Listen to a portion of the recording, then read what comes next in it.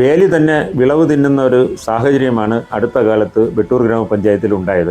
നിയമം കാത്തു സൂക്ഷിക്കേണ്ട അല്ലെങ്കിൽ നിയമം സംരക്ഷിക്കേണ്ടവർ തന്നെ അത് ലംഘനം നടത്തുന്ന ഒരവസ്ഥയാണ്. അപ്പോൾ വെട്ടൂർ ഗ്രാമപഞ്ചായത്തിന് അടുത്ത കാലത്ത് പുതിയ മതിലിൻ്റെ നിർമ്മാണം സംഭവിച്ചപ്പോൾ എൻ്റെ ഒരു ശ്രദ്ധയിൽപ്പെടുകയും അത് ആരോപണം ഉന്നയിച്ചുകൊണ്ട് ഹയർ അതോറിറ്റിയായ പ്രിൻസിപ്പൽ ഡയറക്ടർ പഞ്ചായത്തിന് നിവേദനം നൽകിയിരുന്നു.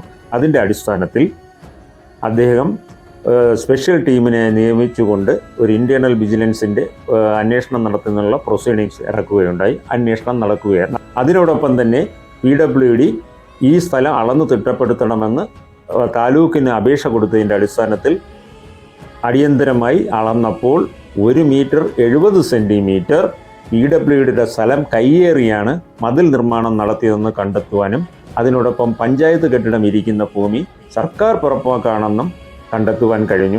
അപ്പോൾ ഇത്രയും വൻ അഴിമതിയാണ് വെട്ടൂർ ഗ്രാമപഞ്ചായത്തിലെ ഉദ്യോഗസ്ഥരും അധികാരികളും ചെയ്തുകൊണ്ടിരിക്കുന്നത്. അപ്പോൾ നിയമം സാധാരണപ്പെട്ടവർക്കും എല്ലാവർക്കും ഒന്നാണ്. അപ്പോൾ ഇതുപോലുള്ള പോരാട്ടങ്ങൾ മുന്നോട്ട് പോകേണ്ടത് ആവശ്യമാണ്. ബന്ധപ്പെട്ട സമ്മതിദായകരെ ഏവരും കാർ ചിഹ്നത്തിൽ വോട്ടുകൾ രേഖപ്പെടുത്തി വൻപിച്ച ഭൂരിപക്ഷത്തിൽ വിജയിപ്പിക്കണമെന്നാണ് ഈ അവസരത്തിൽ എനിക്ക് പറയുവാനുള്ളത്.